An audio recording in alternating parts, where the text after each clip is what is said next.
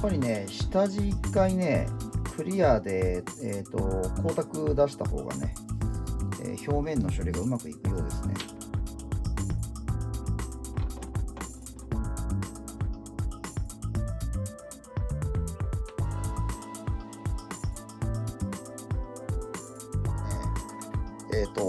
こういう金具がついてて、動くようにこう作ってあるんですけど、この線種の部分とね、線尾の部分のところの隙間の調整をね、行っていきたいと思います。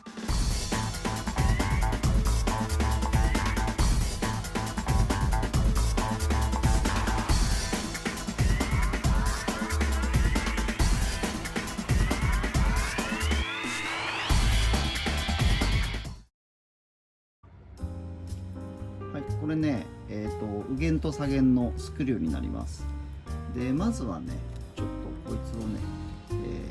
下地の黒を入れて、その上からね、ゴールドの塗装を吹き付けていきたいと思います。はい、まずはね、黒に、着色していくんですけど、サーフェイサーエボブラックですね。これいつも使ってるダイヤノートさんのやつなんですけど、こちらの方でね、黒く下地を着色していきます。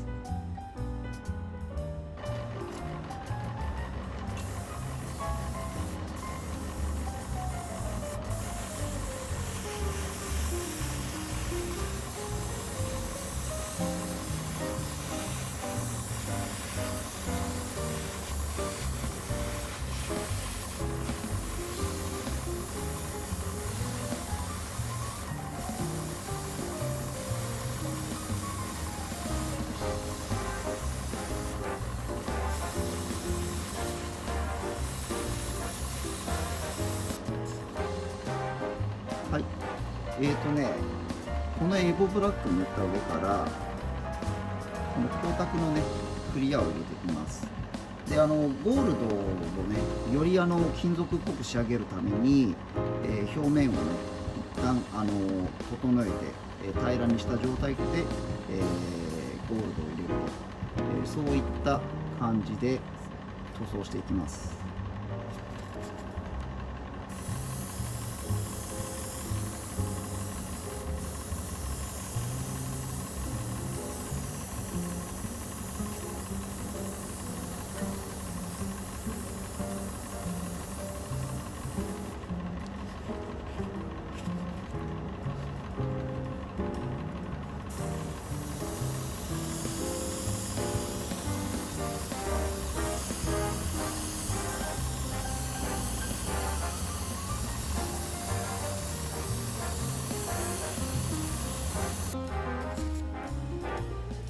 じゃあね、クリアで塗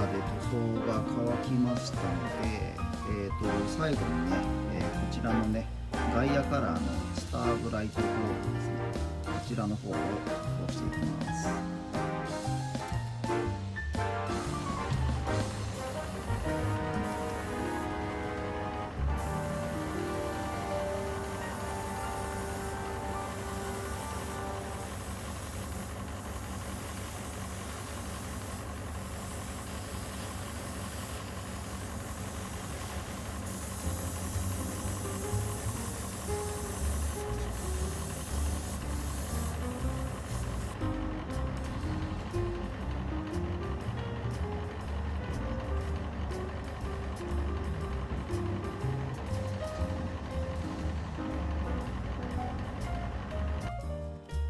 はい、ゴールドでね、塗装終わりました。や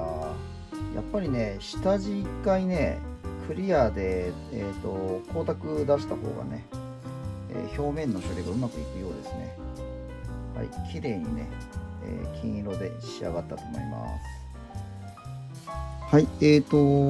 先ほどね、ラッカーパテでね、充填した箇所のところがだいぶ乾いてきてますので、ちょっとね、成形の方をしていきましょう。これ終わったらね、もう全体に、サフェイサーをね塗って、下地処理がほぼ終わりだと思いますので、はい、全体的にねサフェイサーかけてしまう前にまずね中央の乾板を貼り付けていきます。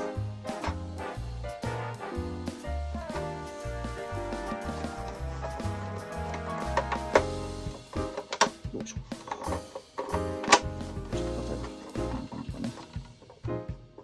これね、矢印が書いてありますので、こちらが前になります。説明書にもね、記載されてますけど、注意して、組み立てましょう。はい、こんな具合ですかね。はい、副砲もつけていきます。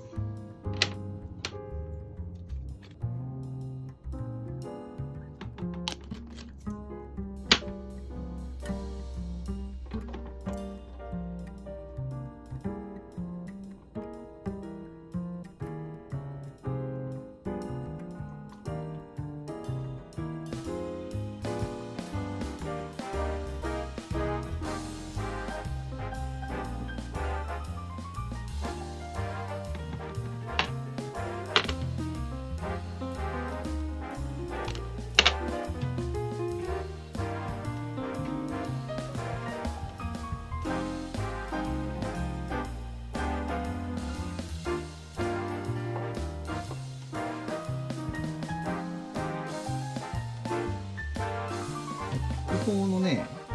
この取り付いてる位置のところで、防御するね、この扉みたいなやつをもつけるみたいなんで、これ位置決めしないといけない問題から、先にね、エッジングパーツ、この周りの方だけね、つけていきたいと思います。まずは18番。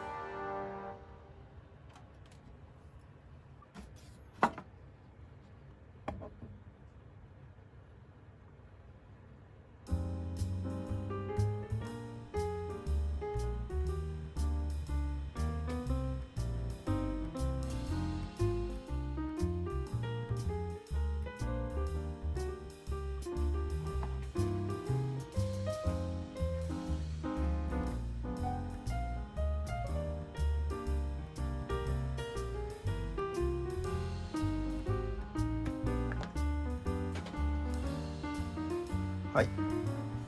どうですか。腹砲のね、固定と、あと周りにねこの関連するエッジングパーツはですねの取り付けの方が終わりました。はい、こちらもね、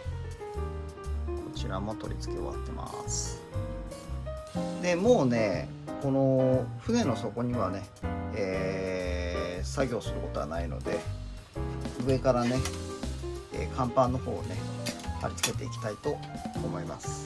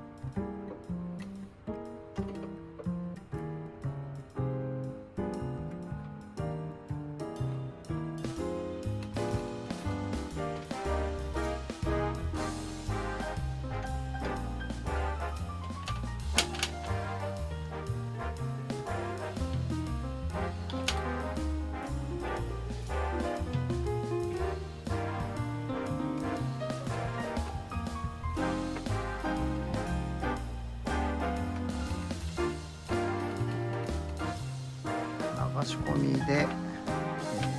補強をしていきます。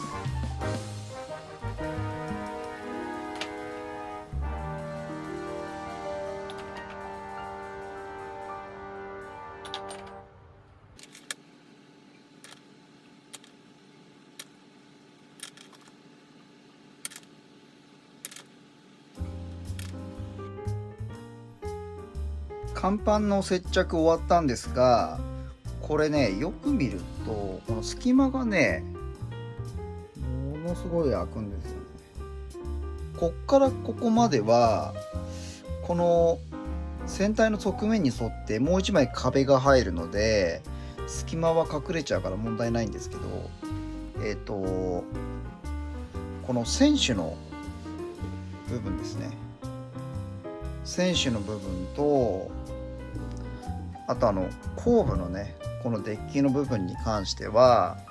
このまま表に出てきちゃうところなんでちょっと隙間をね埋めないといけないんですよね。結構この船尾の部分とかね隙間がえらい開いちゃってるんですよね。で船首の部分に関しても結構すごいんですよ。はがき2枚分まではいかないにしても、まあ 1.5 枚分ぐらいはちょっと開いちゃってるんで、これをねちょっと直したいと思います。で